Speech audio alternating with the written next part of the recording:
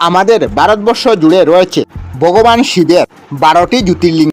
আজকের ভিডিওতে আমরা আপনাদেরকে বলতে যাচ্ছি ভগবান শিবের 12টি জ্যোতির্লিঙ্গের মধ্যে দশম জ্যোতির্লিঙ্গ সম্বন্ধে। 12টি জ্যোতির্লিঙ্গের মধ্যে বাকি 11টি জ্যোতির্লিঙ্গ সম্বন্ধে আপনারা যদি না জেনে থাকেন তবে অবশ্যই আমাদের ভিডিওগুলি দেখতে পারবেন। আমাদের এই চ্যানেলে ভগবান শিবের বাকি 11টি জ্যোতির্লিঙ্গ সম্বন্ধে আলাদা আলাদা ভিডিও আপনারা দেখতে পারবেন সম্পূর্ণ ব্যাখ্যা সহিত। চাইলে আপনারা দেখতে পারবেন। মহাদেবের 12টি জ্যোতির্লিঙ্গও দর্শন করে। দ্বাদশ জ্যোতির্লিঙ্গের দর্শনেই হয় জীবনের পূর্ণ লাভ।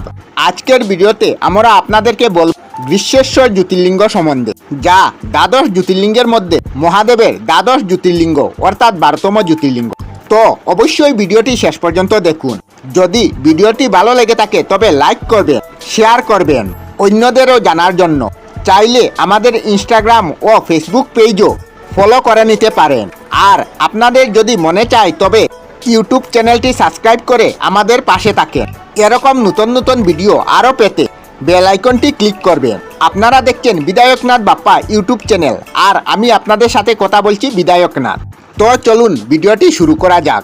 গ্রীষ্মেশ্বর জ্যোতির্লিঙ্গ মন্দির হল সনাতনী হিন্দু দেবতা শিবের 12টি জ্যোতির্লিঙ্গের মধ্যে অন্যতম একটি।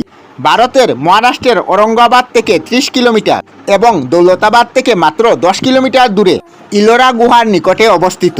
শিবপুরাণের কুটিরুদ্র সংহিতার 32 ও 33তম অধ্যায়ে এই জ্যোতির্লিঙ্গের উল্লেখ পাওয়া যায়। তো আসুন জেনে নেই গ্রীষ্মেশ্বর শিবের পৌরাণিক কথা।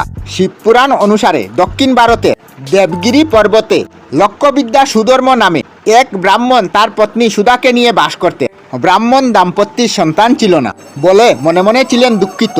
সন্তান লাভে সব রকম চেষ্টা করেও তিনি ব্যর্থ হয়েছিলেন। সুদেহা তখন তার বোন কৃষ্ণার সঙ্গে তার স্বামীর বিবাহের প্রস্তাব দেন। বোনের উপদেশ অনুসারে কৃষ্ণা 108টি শিবলিঙ্গ তৈরি করে পূজা করে এবং সেই শিবলিঙ্গকে নিকটবর্তী হ্রদে বিসর্জন দেন। শিবের আশীর্বাদে কৃষ্ণার একটি সন্তান হয়। তবে কৃষ্ণা অহংকারী হয়ে ওঠেন এবং সুদেহা তার বোনের প্রতি ঈর্ষান্বিত হন। ঈর্ষার বশে সুদেহা একদিন কৃষ্ণার ছেলেকে খুন করে যে হ্রদে শিবলিঙ্গ বিসর্জন দিয়েছিলেন সেখানে দেহটি ফেলে দেন। পরের দিন সকালে কৃষ্ণা ও সুধর্ম উঠে নিত্যকর্মে লিপ্ত হন। সুদেহাও রোজের মতো শুরু করেন তার কাজ। কৃষ্ণার পুত্র অবশ্যই তার বিছানায় রোজের লাশ দেখতে পান। ভয়ে তিনি সব কথা শাশুড়িকে বলেন। কৃষ্ণা শিবের পূজায় নিযুক্ত ছিলেন। তিনি পূজার আসন ছেড়ে উঠেন না, এমনকি সুধর্মও উঠেন না। এমনকি রক্তের দাগ দেখেও কৃষ্ণা ভাবান্তর দেখা দেয় না। তিনি বলেন, যিনি আমাকে পুত্র দিয়েছে তিনি আমার পুত্রের রক্ষা করবেন। এই বলে তিনি শিবের নাম জাপ করতে থাকেন। তারপর শিবলিঙ্গ বিসর্জন দিতে গিয়ে কৃষ্ণা দেখেন তার পুত্র আসছে।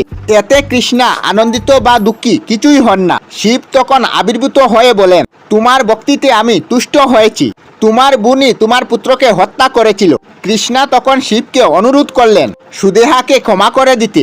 শিব তাতে সন্তুষ্ট হন এবং কৃষ্ণাকে আরেকটি বর চাইতে বললেন। কৃষ্ণা বলেন, আপনি যদি এখানে অনন্তকাল জ্যোতির্লিঙ্গ রূপে থাকেন তবে আমি খুবই খুশি হব। কৃষ্ণার অনুরোধে শিব সেখানে জ্যোতির্লিঙ্গ রূপে অবস্থান করেন এবং কৃষ্ণার নাম অনুসারে সেই জায়গার নাম হয় গ্রীষ্মেশ্বর মহাদেব।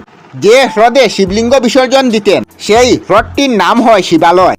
তো এইবার আসুন জেনে নেই মন্দির সম্পর্কে। এই মন্দিরের গোত্র অলঙ্কার প্রাগ ঐতিহাসিক মন্দির প্রথা এবং প্রাগ ঐতিহাসিক স্থাপত্যশৈলীর মিশ্রণ। দেখা যায় মন্দিরে রক্ষিত শিলালিপিটি এখানকার পর্যটকদের জন্য বিশেষ আকর্ষণ। মন্দিরটি লাল পাথরের তৈরি, এতে 5টি চূড়া দেখা যায়। বর্তমান মন্দিরটি অষ্টাদশ শতাব্দীতে নির্মিত। এর গায়ে হিন্দু দেবদেবীর মন্দির খোদিত রয়েছে। মন্দিরের কাঠামোটি 13 ও 14 শতকে দিল্লির সুলতান দ্বারা ধ্বংস করা হয়েছিল মুঘল মারাঠা দ্বন্দ্বের সময়। পুনরায় ধ্বংসের পর মন্দিরটি বিভিন্ন দফায় পুনর্নির্মাণের কাজ চলছিল। এটি মুঘল সাম্রাজ্যের পতনের ফলে ইন্দ্রের রানী অহল্যাবাই অহোলকরের পৃষ্ঠপোষকতায় 1800 শতকে বর্তমান রূপ নির্মাণ করা হয়েছিল। বর্তমানে হিন্দুদের এটি একটি পবিত্র, গুরুত্বপূর্ণ, আধ্যাত্মিক এবং সক্রিয় তীর্থস্থান এবং প্রতিদিন ভক্তদের দীর্ঘ লাইন আকর্ষণ করে সবাইকে। এই মন্দিরটি দক্ষিণ ভারতীয় মন্দিরের স্থাপত্য নীতি একটি নিদর্শন। 140 ফুট ও 181 ফুট। এই মন্দিরটি ভারতের বৃহত্তম জ্যোতির্লিঙ্গ। অর্ধেক মন্দিরে বিষ্ণুর 10 অবতারের মূর্তি খোদাই করা রয়েছে 24টি স্তম্ভের উপরে। এটি কৈটল নির্মিত রয়েছে। এই স্তম্ভগুলিতে শিবের বিভিন্ন কিংবদন্তি ও পৌরাণিক কাহিনীর সংক্ষিপ্ত বিবরণ খোদাই করা আছে। গর্ভগৃহে 1 ফুট বাই 1 ফুট পরিমাণ করে জ্যোতির্লিঙ্গের মূর্তিটি পূর্ব দিকে মুখ করে রয়েছে। কৈতলে একটি নন্দী ষাঁড়ও রয়েছে। আমরা আমাদের চ্যানেলে সব ধরনের ভিডিও আপলোড করি, যেমন ব্লগ, নিউজ, কুকিং ভিডিও, ধার্মিক আলোচনা ইত্যাদি। যদি আপনারা এই ধরনের ভিডিও দেখতে পছন্দ করেন তাহলে এই চ্যানেলটি নিশ্চয়ই সাবস্ক্রাইব করবেন।